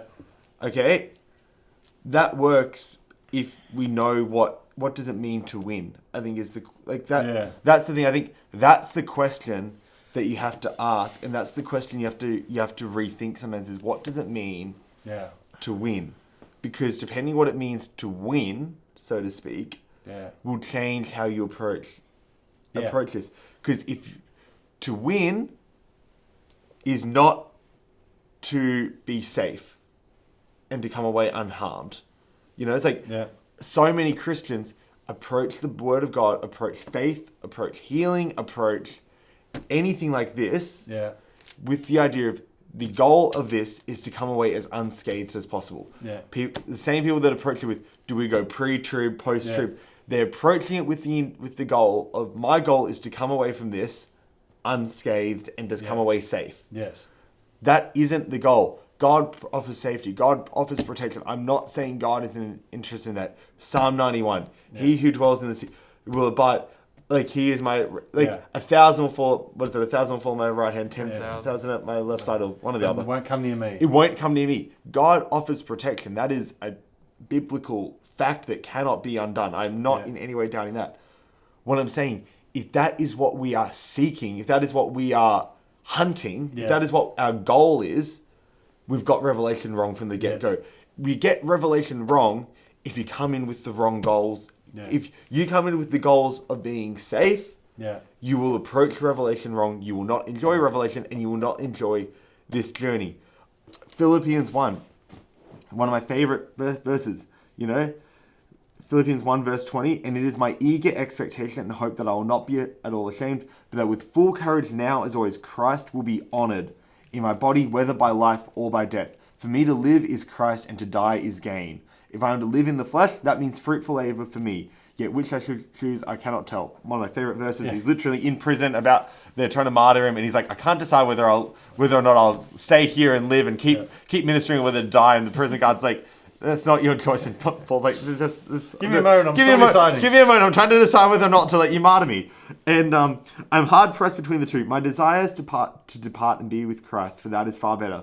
But to remain in the flesh is more necessary on your account. Convinced of this, I know that I will remain and continue with you all for your progress and joy in the faith, so that in me you may have ample cause to glorify in Christ Jesus because of my coming to you again. Only let your manner of life be worthy of the gospel of Christ, so that whether I come and see you or I am absent, I may hear of you that you are standing firm in one spirit, with one mind, striving side by side for the faith of the gospel. Yeah. If you approach Revelation with your goal being to stand side by side, striving for the faith of the gospel, to glorify God and to be living a life in account of being worthy of His name, this stuff fades in. It becomes a lot easier to understand Revelation because you're going exactly right. You're going in with the right goal of saying to live as Christ, to die as gain. I'm not saying I'm going out there trying to get killed. I'm not saying anything stupid like that. I'm not saying God won't protect me. We see in Acts, Paul is protected so many times. Acts 27, when they're on the boat, God miraculously protects Paul. I'm not saying those things don't happen. There was a time we went through it. You can. He got bit by a snake and shook it off. Yeah, those things happen because God is protecting them. When he went into prison, but then and then the God shook the chains and got God's them out. able to do those things. God does those things so He can continue to look after us as His children and to help us and to further His gospel. But ultimately, if your goal is just to keep yourself safe, Revelation isn't going to make any sense, and you're not going to be able to make any sense out of this choice because you're going to be like, oh, I don't want to choose God if it means tribulation, it means struggles and things like that.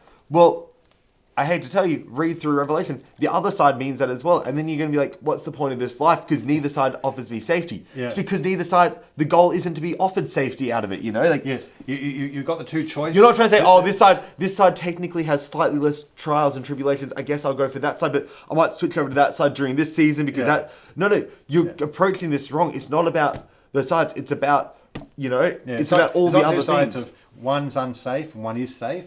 It's not about one's no pressure, one is pressure. No, it's about the Lamb. It's about Jesus, about His side. And as you said, does that mean, I'm choosing unsafe? No, the unsafe is on both sides. Exactly. But if you choose God, He works you through the unsafe. And He does protect us. You look at the Philadelphian church, not Philadelphian church, as we look in the seven churches. He actually says you'll be kept from the time of testing. Exactly. That church, but we don't pursue that. No, because that's not this whole message. We don't say, in that case, I'll go to that church. Yeah. So we don't go to the church because they're being protected. We're being protected because we go to that church. Yeah, that's right. It's seek first the kingdom of God and all His righteousness, and other things will be added unto you. Yeah. Worst things Christians can do is say, I want these other things, so I'll seek first God. No, you seek God first. Yeah. And if you seek God first to get the other things, you're actually seeking the other things first. You're just seeking them through God. You need to it's about putting God first, and it's about making that decision. And it sounds stupid, and it sounds like, why would I ever do that? Yeah. Well, it's because God loves us, and there's a moment where you come to in your life and you just say, well, God, look at who I was as a sinner. Look at what you did for me. Look at your glory. Look at your beauty. Look at the goodness. What else in this world, Which side do I decide? Which side do I choose? Which side could find us as a sinner and die for us at our worst? See us at our best? Which side could call us a child, call us a son, call us a daughter, call us His beloved when we were doing everything against Him and doing everything in the wrong way? When we were at our worst, at our most despicable, He could see us at our best. Yeah. Only one side can do that. Yeah. So that's the side I'm choosing, Yeah, it's a side. That's why I'm choosing that side. Not because it offers me safety or because it offers me better options in the end. It's because what other God, what other thing, what could ever do that, So let's quickly let's finish chapter 13 because that's great. That's exactly, and See, as you get that from Revelation, then you read what Jesus says to the seven churches. Exactly. It makes sense what his interests are. Okay, I saw another beast coming out of the earth. So 2 beasts. That's not why it's number 2. Coming out of the earth, and he had 2 horns like a lamb, and he spoke as a dragon. So he's got the same ways of the dragon. Exercised all the authority of the first beast. In his presence he makes the earth and those who dwell in it to worship the first beast, whose fatal wound was healed, and he performs great signs that he even makes fire come down out of heaven to the earth in the presence of men. So, wow, a lot of power and everything, but not true power. Deceives those who dwell on the earth because of the signs which was given him to perform in the presence of the beast, telling those who dwell on the earth to make an image to the beast who had the wound of the sword and has come to life. This is apocalyptic. Is it also real? If you read 1 Thessalonians chapter 4 or 5, towards the end, he talks about the man of lawlessness. He said, because might have been 2 Thessalonians, because he said, hey, all the reports that it's already happened? No, because this man must come first. And in there, it's not so much apocalyptic, it's actually talking more literal. So that gives us an understanding here, an interpretation of this, that it is literal. That's why we know we're looking for real people and things like that. And he causes all the small and the great and the rich and the poor and the free men and the slaves to be given a mark on their right hand or on their forehead. Now we talked about this last week, didn't we? Because the Shema, Deuteronomy 6, 4-9. So pretty sure we talked about that last week. So you go back and listen to that. That mark represented they bound the scriptures on their forehead and on their wrist.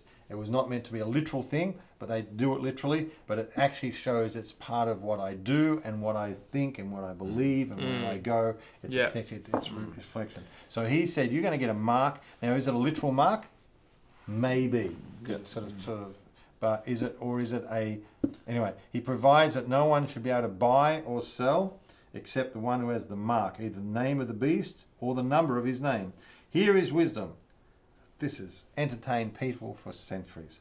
Let him who has understanding calculate the number of the beast, for the number is that of a man, and his number is 666. 666. 666. Six is the devil's number, correct? 6 is man's number. It's God is 7.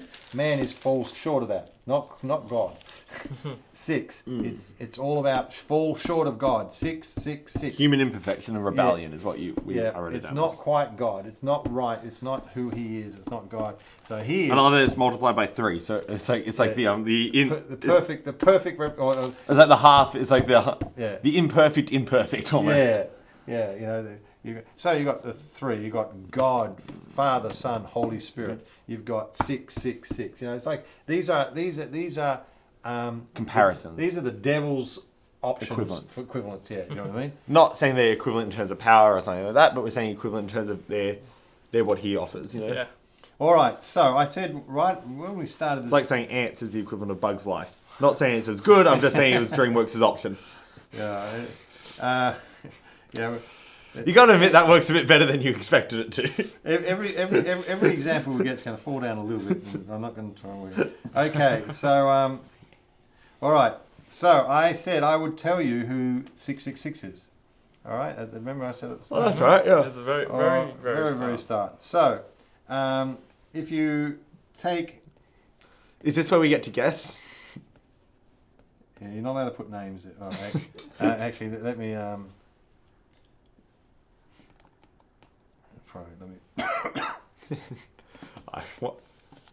This is what I could do something really mean. We'll just, as we're guessing who the number 666 is, we're just going to read the last comments. Pastor Christine commented Lee Tester, and you are. I was just Tester has 6 letters in it. I was just like, have you ever noticed that the word Tester has 6 letters? We're all guessing what 666 is. We'll just read the Pastor Christine says Lee Tester. We got Brooke says. All right. Sorry, that might have been a previous conversation. My mistake. Nero was referred to as Neron in ancient times, and Caesar. So he was Neron Caesar. Then a little bit later on in life, Nero. Just became Nero. Okay, that's important because some Bible translations have 616. All right. What? Yeah, that's. Pause. Hang on. Okay. I've heard 666 many times. I've never heard 616. Yeah, some. That's the Marvel universe. Ooh. Just out of. Can't watch Marvel. I shouldn't have brought that up, dang it. So what number, what verse were we at? 18. So, 18. Oh, the phone. 666. Let me just see if NetNotes has got it.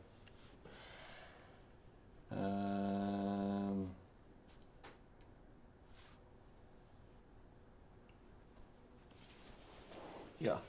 Okay, yeah. A few manuscripts, and then P115 is a manuscript, and they get letters and numbers and things to represent them. All right.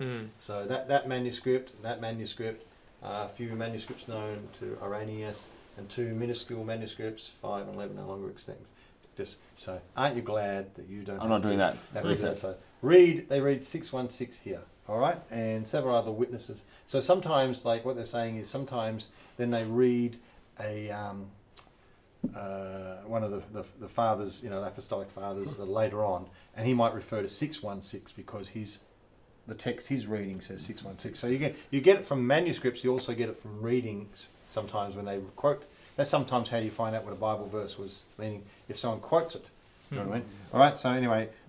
We'll go back into a second why that's 666. Okay, 616. Okay, so in the Hebrew, no vowels in the Hebrew, in the sense of what they would just do there is, that's a bit, wow. That's as pink as my hoodie. Yeah, that's... I didn't mean to match the bottom corner little Academy logo, but apparently I did. Okay, so it's NRN CSR. Neuron, Nen, Caesar. 6. Now, if you put if you put those into, almost. Is it 6 or 7? That's actually there is an O.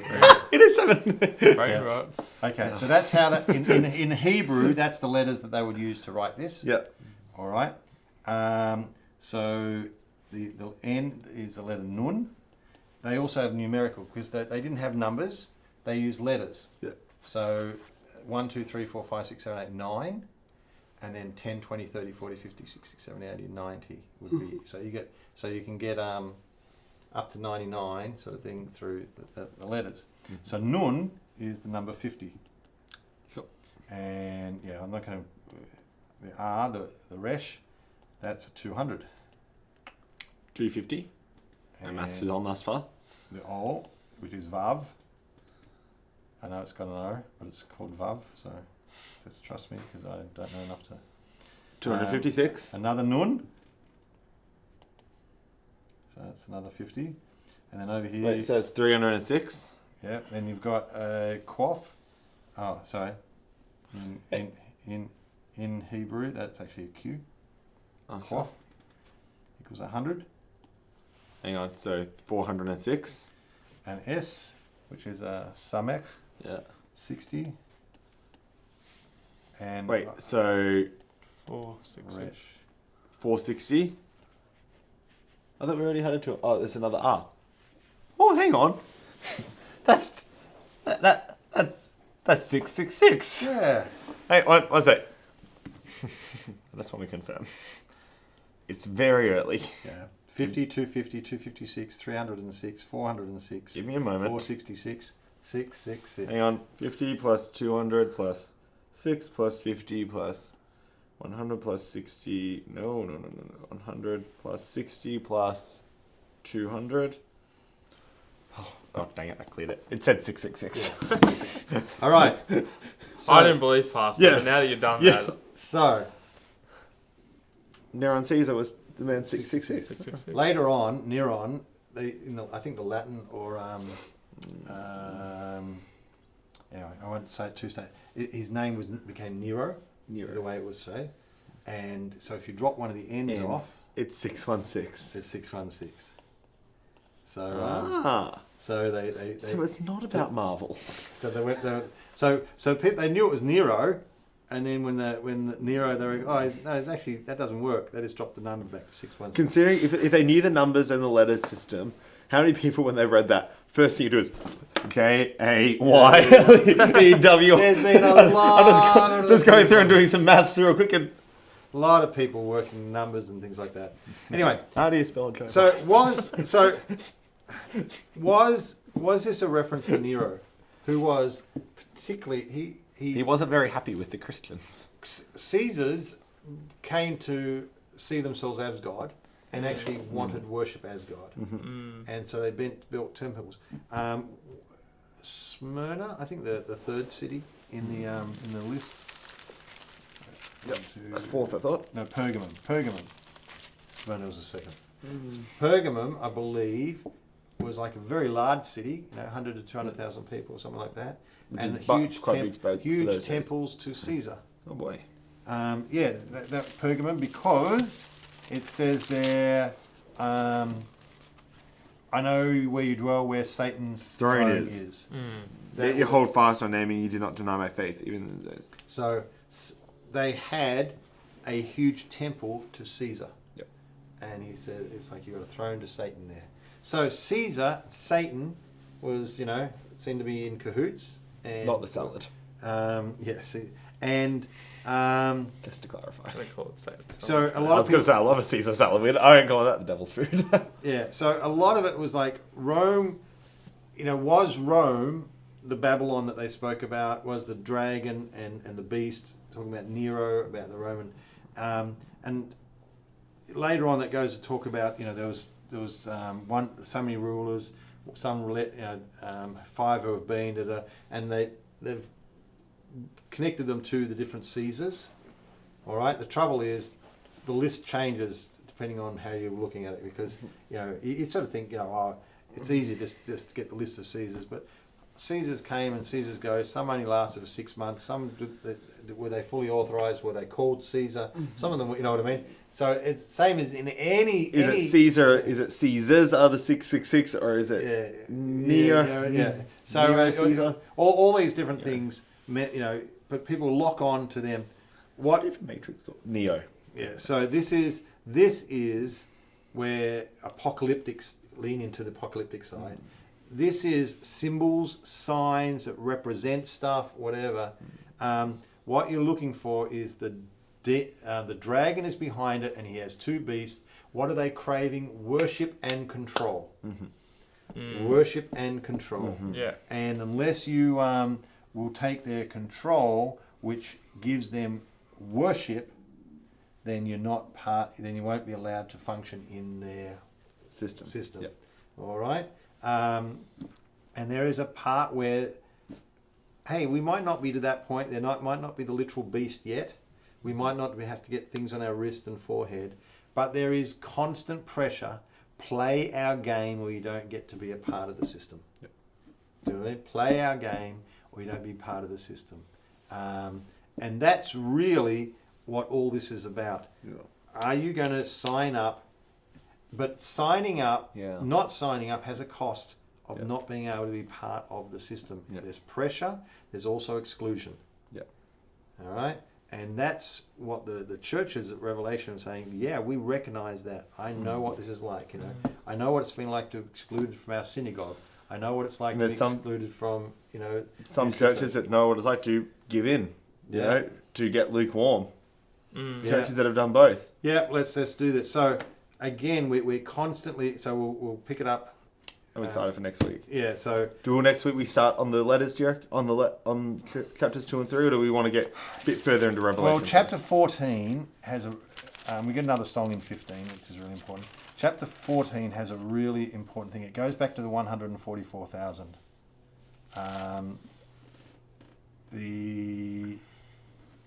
Okay. Well, let me just show it to you. Yeah. Verse 1. Then I looked, and there was the Lamb standing on the Mount Zion, and with him were his 144,000. Now you remember this was the army of God, the people of God. This is us. Now we've just seen the devil, and we've seen what he's doing, and we've seen the mark and everything. Yeah. And it says, now I look, and there was 144,000 who had his name and his father's name written on their foreheads. Yeah. They got a different label. Yeah. They got a different label. So now you've got this group of people, now you've got this group of people. What characteristics do this group of people have? Because that's what we really look and say, I want to be part of that people. I know I don't want to. See, a lot of the teaching I had growing up was don't get the mark. Yeah. Don't get the mark. Whatever you do, don't get the mark. I remember seeing a guy and he said they'll put out catchy ads. They'll have big celebrities. I've got the mark. I've got the mark. Yeah. It's wonderful. I can buy and sell. Yeah. And a little jingle. Get the mark. Get the mark. Da da da. And he said, and his message was, don't get the mark. Don't get the mark.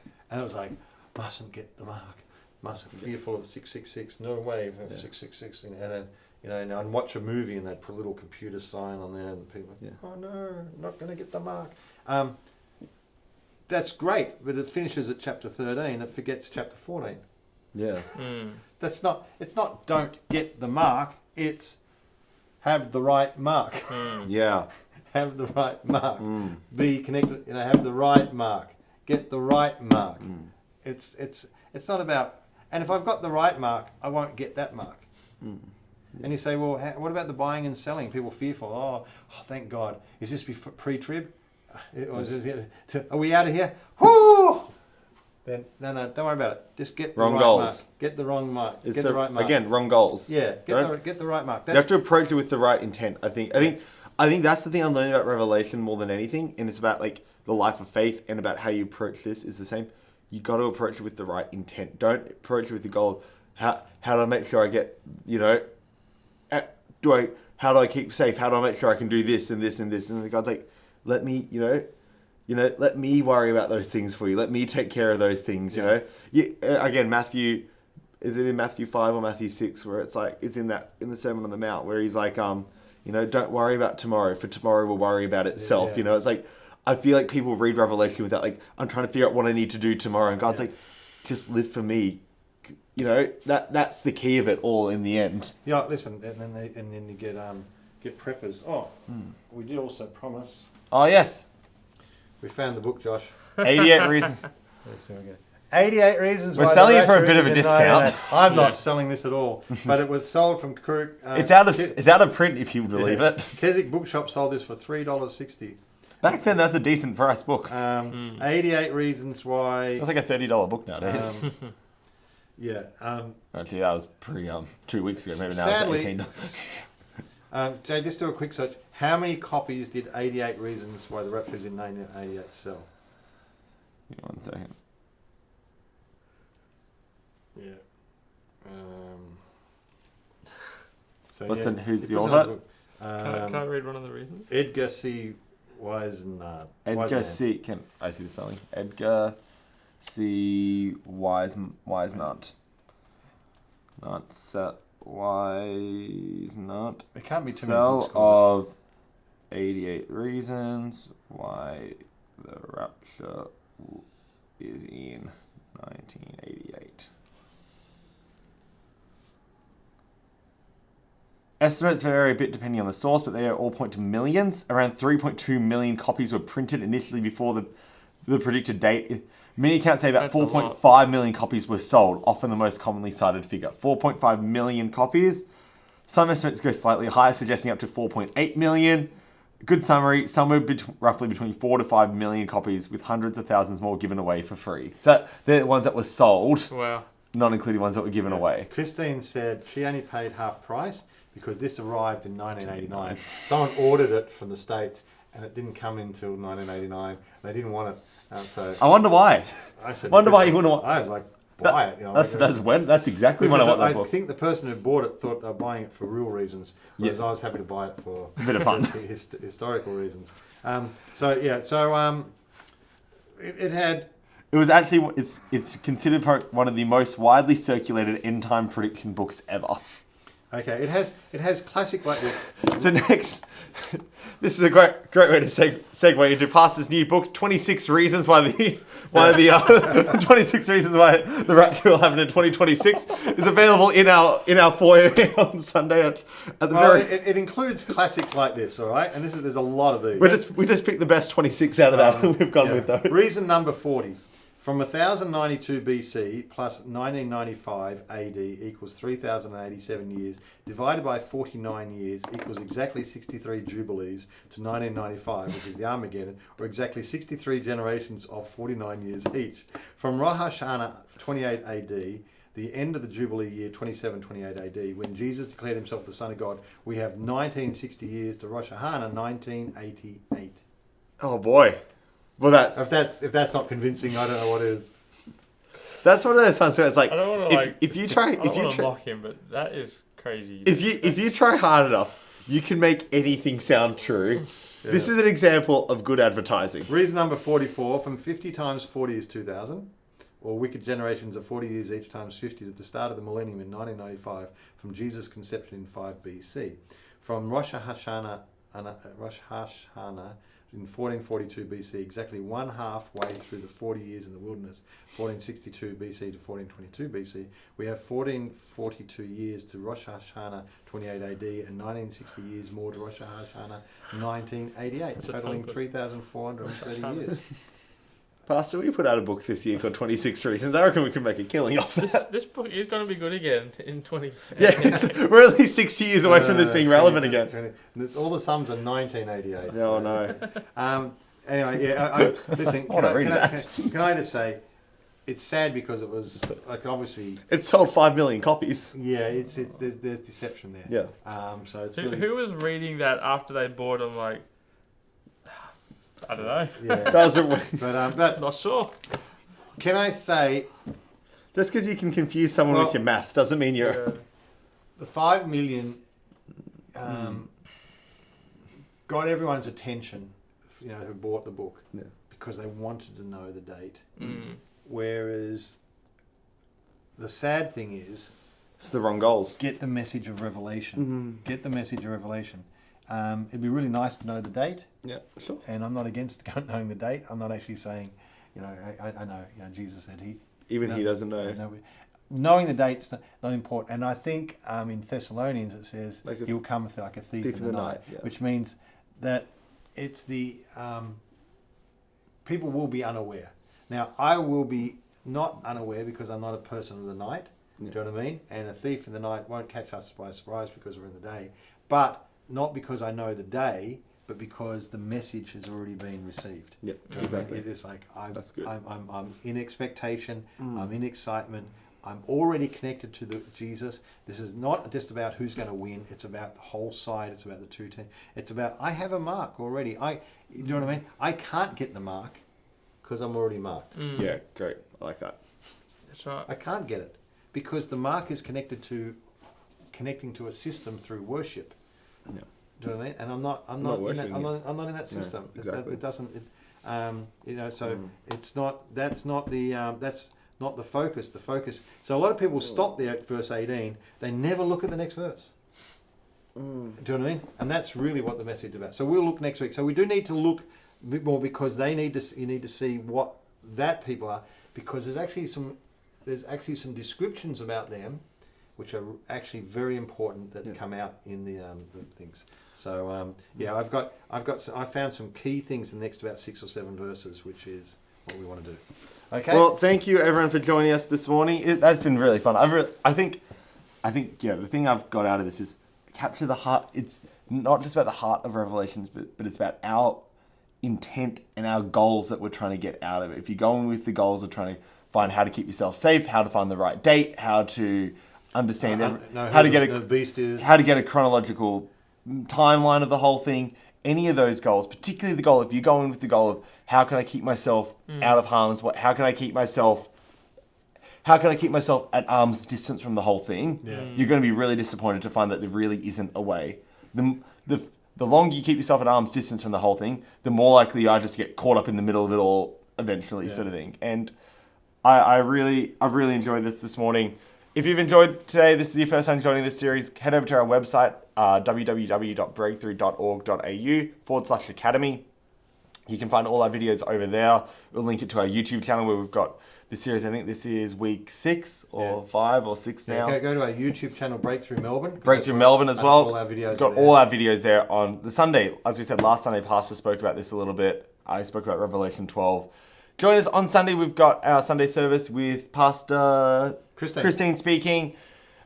We've got Cam, one of our creative leaders, is leading worship. It's going to be a great Sunday. I'm excited. Be there 10 a.m. in person or online.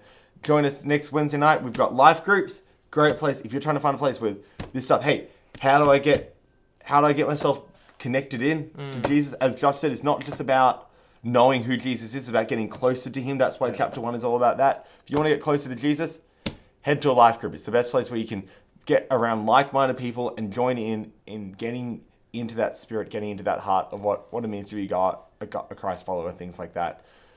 Next Friday, we'll be back here as we discuss chapter 14, the mark of the beast, the mark of the Christian, and we're going to discuss everything around that, a few of those key points that Pastor pointed out about what it means to have the mark of one who worships God. Thank you so much for joining us. On behalf of myself, Josh, and Pastor Peter, we'll see you next Sunday. See you next Friday. Bye for now.